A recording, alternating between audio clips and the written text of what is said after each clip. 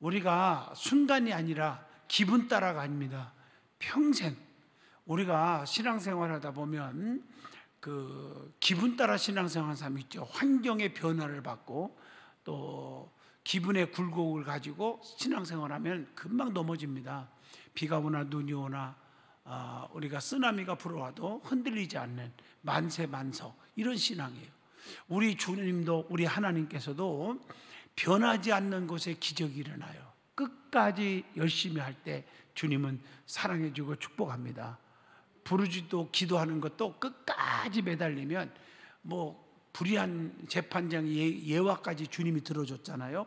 귀찮아서라도 들어준다고 마찬가지. 우리 신앙생활도 끝까지요.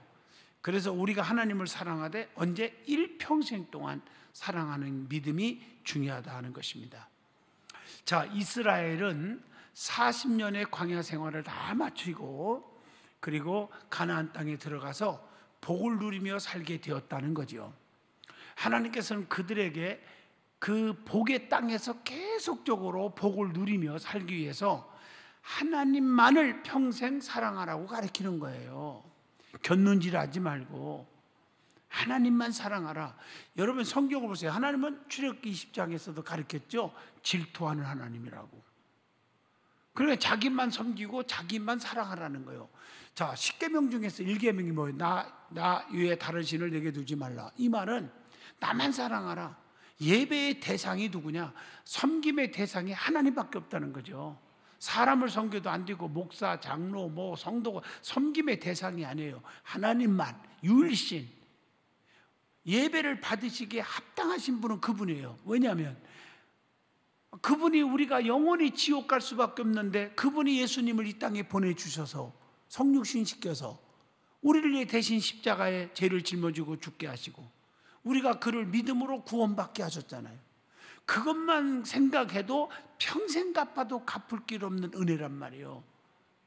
맞잖아. 그분을 우리가 섬기고 예배하고 그분을 사랑하는 건 당연한 거라는 거죠.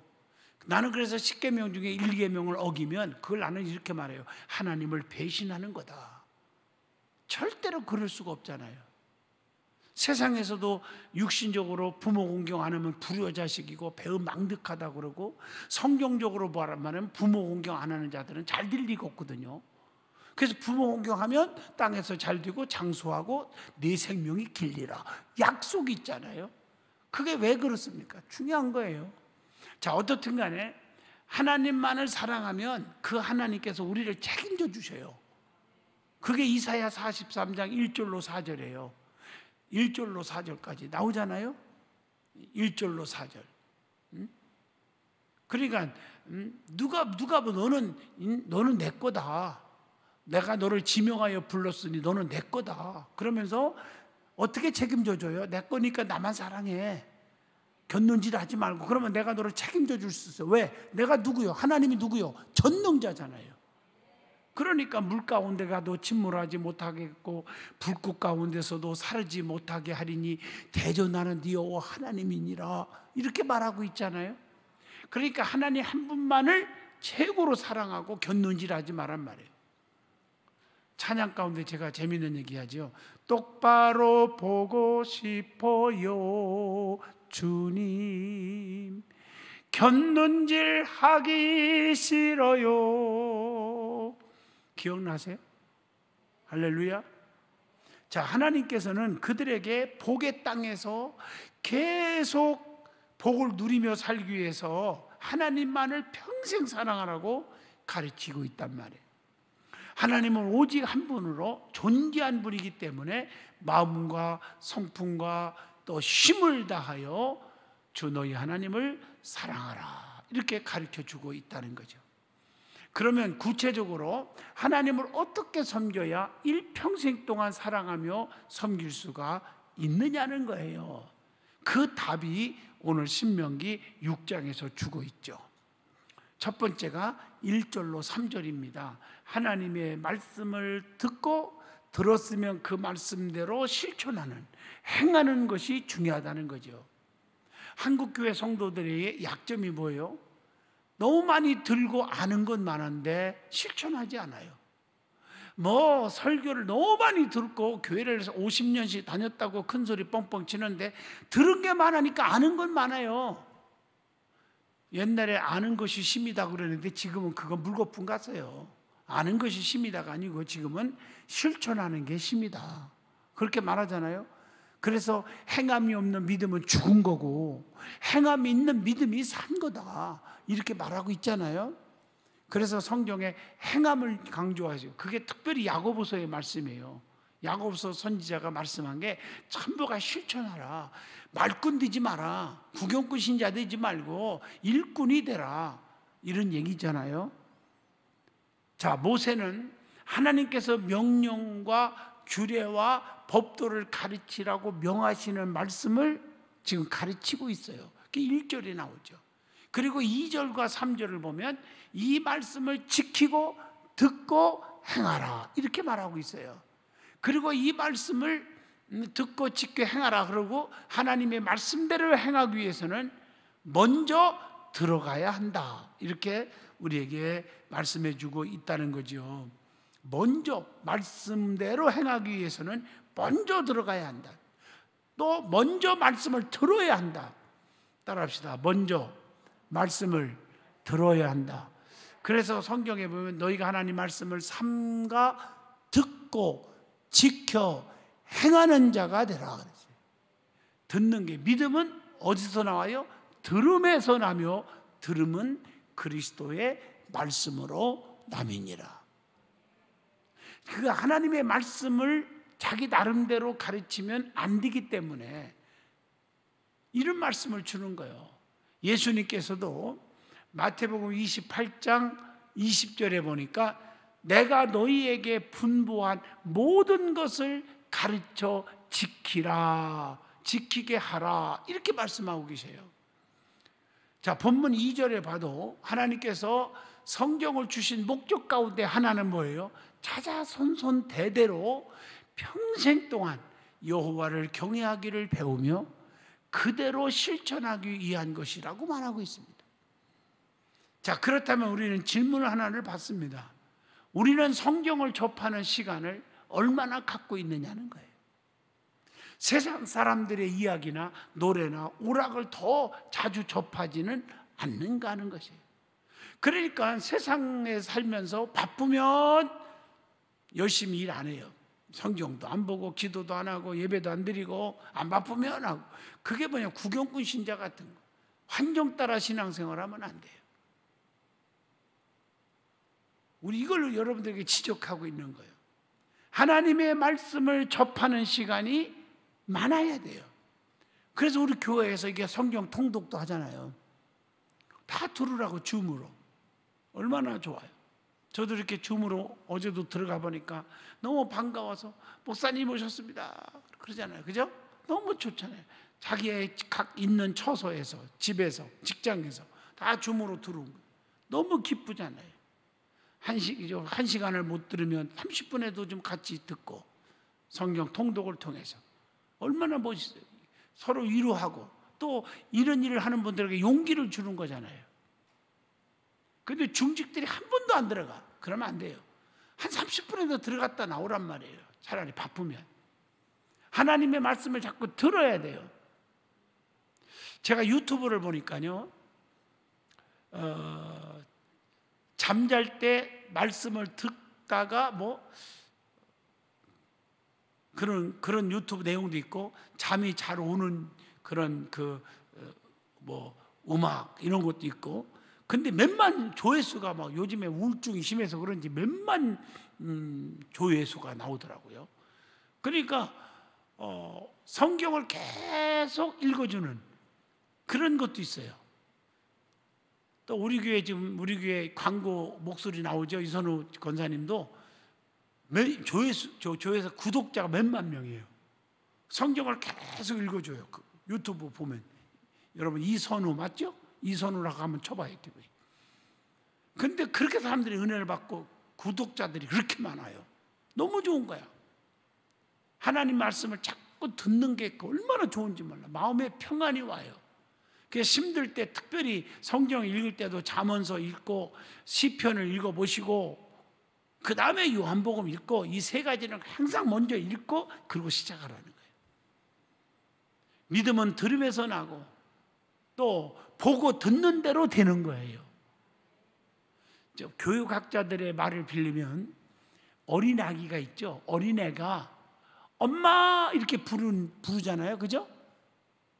근데 아기가 딱 태어나자마자 엄마 이런 애 없어요. 조금 지나다가 엄마라는 말이 이제 나오는 거예요. 말 조금 하려고 할 때. 그런데 이 교육학자들의 말을 빌리면요, 그 엄마라고 부르기까지는 약 200회 이상, 200번 이상 엄마라는 말을 들어야 입에서 엄마라는 말이 나온다는 거예요. 그러니까 깐단 아기들에게 엄마가 항상 엄마야, 엄마 그러라고 그러잖아요. 그죠? 근데 좀 바꿨으면 좋겠어. 아빠 이것도 했으면 좋겠어. 왜 엄마라고만 하나 몰라. 어떻든 간에 아빠도 마찬가지예요. 200회 이상을 들어야 그 어린아이 입에서 아빠란 말이 나온다는 얘기예요. 이 교육학자들이 얘기해요. 오늘 이처럼 듣는 것이 너무 중요하다는 거예요. 어떤 분이 내가 옛날에 서울에서 목회할 때인데 어느 그때 내가 이름을 밝히지 않겠습니다. 내가 조금만 이렇게 숭실대학교를 다녔어요. 영문학과를. 우리 청년이. 그런데 어느 날 갑자기 목사님 막 전화가 왔어요. 너무 기뻐요. 왜냐니까 영어가 들린대요. 아무리 영문학과를 나와서도요, 이게 자꾸 이게 말하기도 잘 안 되고 듣는 것도 이해가 안 되고 그렇잖아요. 그렇죠? 그런데 내가 그랬거든요. 적어도 지금은 있나 모르겠어요. 지금은 나도 모르겠어요. 뭐라고 그래요? 그때 AF 뭐라고 하는데 영어로 그 방송 있었죠 그때요. 미국 방송 그죠? 미국 방송이 있었어요. 지금도 나오나요? 지금은 안 나와 그러죠? 그 방송이 AFKN 그 방송 계속 들으라고 그랬어요. 그걸 계속 들었대요. 잠잘 때도 듣다가 잠들고 그랬대요. 그걸 6개월 동안 들었더니 세상에 말이 나오더라는 거예요. 영어가. 그게 귀에 들려온다는 거예요. 영어가. 이해가 되시죠? 제가 영어 얘기를 하려고 그러는 게 아니고 모든 게 자꾸 들으면 우리가 영문학 박사학위를 받은 우리 한국에서 한 사람들도 외국 사람 만나면 대화가 잘 안 돼요. 우리나라 영어가 참 그렇죠. 그렇죠. 히어링도 안 되고. 그러니까 미국에 가면 애들이요 한 3개월, 6개월만 돼도 대화가 돼요. 자꾸 듣고 영어로만 들으니까. 그래서 하숙을 해도 홈스테이를 해도 한국 사람, 우리나라 사람들 너무 한국 사람들한테 가는데 아니죠. 우리 아들도 유학 보냈을 때 미국에 갔을 때 처음부터 크리스찬 가정, 미국인 크리스찬 가정에서 홈스테이를 했어요. 처음부터. 그러니까 영어가 되는 거예요. 뭐 한국말이 안 들리고 전부 그 사람들은 식구들끼리 영어로 하니까. 마찬가지입니다. 하나님의 말씀을 자꾸 들으면 그 말씀이 세상을 이기게 돼요. 아멘이죠. 어려울 때 그 말씀이 힘이 돼요. 저도 설교할 때 가족 예배 드리면서 우리 아버지가 성경을 매일 몇 절씩 암송시키고요. 성경 읽게 하고 그랬거든요. 그때 어릴 때 암송하고 읽은 게 지금도 탁탁탁 떠올라. 어떤 때는요.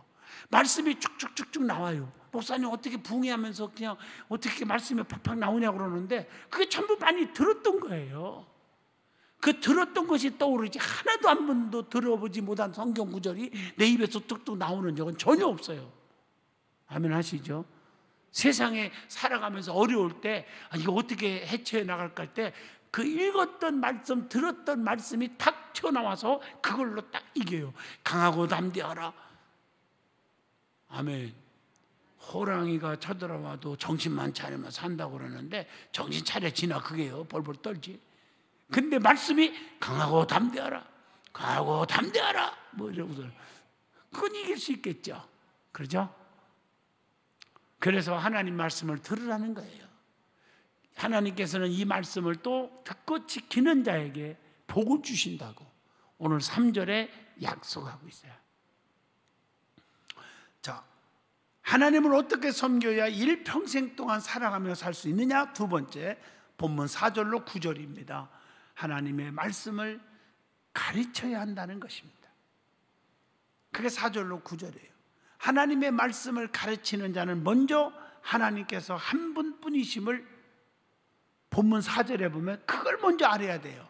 하나님은 한 분이시다. 하나님만을 사랑해야 한다. 본문 5절에 그렇게 되어 있어요. 그리고 6절을 보세요. 마음에 하나님의 말씀을 새겨야 한다 그랬어요. 여기서 새긴다고 하는 말의 뜻은요, 말씀을 깊이 묵상하고 또 암송하고, 그래서 영혼이 말씀의 영향과 감화 아래 있도록 하는 것, 그겁니다. 이렇게 마음에 말씀을 새기고 심써 가르쳐야 된다고 시편 23편 1절로 3절에도 말씀했죠. 만약에 가르치는 자가 마음의 말씀을 새기지 않고 가르치면 말씀이 공중에 뜨게 됩니다. 말씀이 내 속에 새겨지고 말씀을 가르칠 때 역사가 일어나요. 여러분 보세요. 하나님 말씀의 은혜를 내가 먼저 받고, 저는 그래서 성경을 몇 번씩 읽고 원고도 몇 번씩 읽고 준비한 거 읽고 몇 번 읽고, 내가 그 말씀에 소화가 돼야 돼요. 소화가 안 되는 건요, 절대 말씀이 안 나가요. 맥 빠져버려요. 내가 먼저 소화가 돼야 돼요. 이해가 되시죠? 뭔 말인지. 내가 먼저, 어젠가 죄송하지만 뭐 트로트가 요즘 유행이라고 TV조선에서, 그죠? TV조선에. 근데 어제 내가 좀 봤어요. 내가 좀 잠도 안 오고 그래서 계속 보는 건 아니고요. 그런데 그 어린애가 9살짜리하고 10살짜리 둘이 대결하는 게 나오대요. 보신 분 손 들어보세요. 예, 많이 들었네. 근데 9살짜리가 이겼죠. 그러죠? 참 10살짜리가 이겼죠. 아니 9살짜리가 이겼어. 참 9살짜리가. 근데 10살짜리가 졌는데 10살짜리도 참 잘했고 뭐 퍼포먼스도 하고 막 그냥 뭐 율동도 하고 너무 많이 요란하게 했는데, 그 9살짜리는 아무것도 준비 않고 그냥 불렀어요. 근데 불렀는데 죄송하지만 11명이 심사를 하는데 11대 빵이에요. 11대로 이겨서 모든 사람이 다 가해때 줬어요. 나는 이해가 안 돼서, 나도 처음에는 왜 적어도 4명이나 3명은 얘한테 줄 줄 알았더니 하나도 안 줬더라고요. 근데 나다가 봐도 또 그런 것이 뭐냐면은, 그 9살짜리가 혼자 노래를 부르지만 누구를 나온 것도 아니지만 그 표정이, 감동이 얼굴에 다 쓰여 있어. 얼마나 연습을 하면서 그 가사의 의미를 얘가 전부 소화된 것 같아요. 그러면서 표정을 다 간절하고 이게 막 얼굴에 나타나요. 거기에 점수를 다 준 거예요. 감동을 받고. 맞습니다. 노래를 불러도 노래의 가사에 대한 거, 그냥 내가 깨꼬리 같이 내가 노래를 잘한다 갖고 막 그걸로만 막 한다고 점수가 나오는 게 아니고, 거기에 대한 감동을 제가 다 먼저 받았어요. 얘가요. 그게 몸에 밴 거예요. 그리고 나서 부르니까 심사위원 11명이 저는 점수를 다 주더라고요. 하여튼만 몰표를 준 거야. 11대 빵 이겼어요. 빵 맞은 사람도 진짜 잘했거든요. 근데 그 표정이, 감동이. 말씀도 마찬가지예요. 내가 말씀을 가르칠 때도 말씀에 대해 소화가 돼야 돼요. 말씀이 내 마음판에 새겨야 돼요. 그래서 여러분 성경 읽을 때도 그 말씀을 그냥 야 많이 읽었다고 자랑하려고 하는 게 아니라, 말씀 하나하나를 정말 내 가슴속에 새기면서 읽으면 그 말씀에 생명력이 있어요. 열매가 있을 줄로 믿습니다. 자녀에게 말씀을 가르칠 때는 때와 장소를 가릴 필요가 없다고 7절에서 교훈하죠. 또 8절 9절을 보시면 눈에 띄는 곳에 기록해 두어 자주 접하게 해야 한다고 그랬어요. 가르치면 자녀뿐 아니라 부모 자신에게도 큰 뭐가 돼요? 가르칠 때 도움이 된다는 거죠. 그러므로 부모는 신문이나 라디오나 텔레비전이나 영화나 잡지나 친구들 간의 만남, 직장 동료나 이런 것 때문에 자녀들에게 성경을 전할 기회를 빼앗기면 안 된다.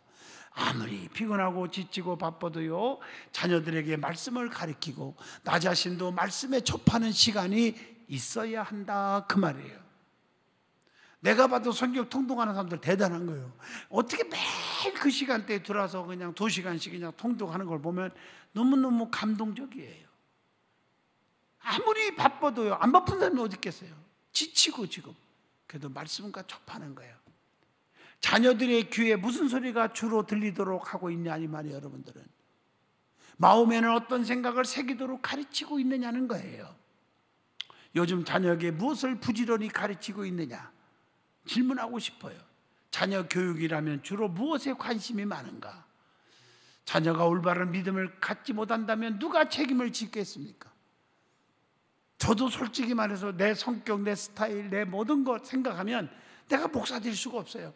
어릴 때부터 우리 부모님이 장로님, 권사님으로서 말씀으로 양육하고 매일 끝내낼 때부터 가정예배를 쌓고 주일학교 교육 철저하게 시키고 온전한 11조 어릴 때부터 철저하게 가르쳤고, 정말이에요. 그렇기 때문에 너무 은혜 받고, 그래서 제가 중등부, 중학교 올라가면서 주일학교 보조교사 했고, 고등부 올라가면서 주일학교 정교사를 고등학생 때부터 했어요. 시골에 열성적일 때는 전부 고등부 학생들이 주일학교 교사입니다. 지금 여러분 우리 고등부 학생들 보고 주일학교 나와서 교사하라고 나 까무라칠 거다. 도대체 이해가 안 되죠. 저 때는 다 그랬어요. 진짜 강혜문 장로님 그랬죠? 그때도 그랬을 거예요. 우리 장로님 이렇게 계속 오셔서 너무 감사해요. 힘이 되고. 또 뒤에 최석현 장로님 이름 안 부르면 또 시험 그래도 안 되지 뭐. 그런데 장로님 감사하죠? 어릴 때부터 이게 얼마나 중요한데요. 가정 예배를 드리고 자녀들과 성경 공부를 하시기를 바랍니다. 말씀을 가르치시길 바랍니다. 일평생 하나님만 사랑하게 하시기를 바랍니다. 하나님이 최고다, 이걸 강조하는 거예요.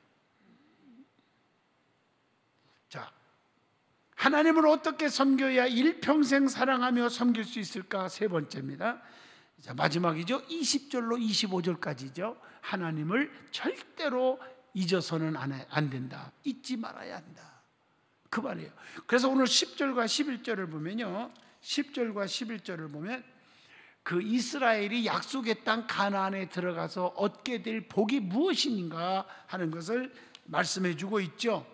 우리 사람은 하나님의 은혜에 대한 기억 상실증 환자 같아요.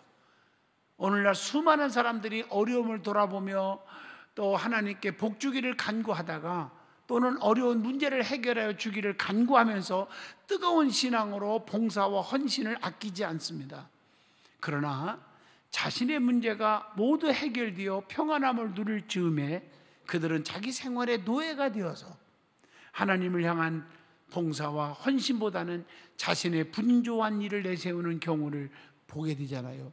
뭐 때문에 뭐 바빠서요, 애들 때문에요, 뭐 전부가 때문에요. 요즘에는 때문에가 입에 달았는데 뭐예요? 코로나 때문에요. 안 오늘 코로나 때문에 어떻게 하자는 거예요? 교회 못 나오는 거예요?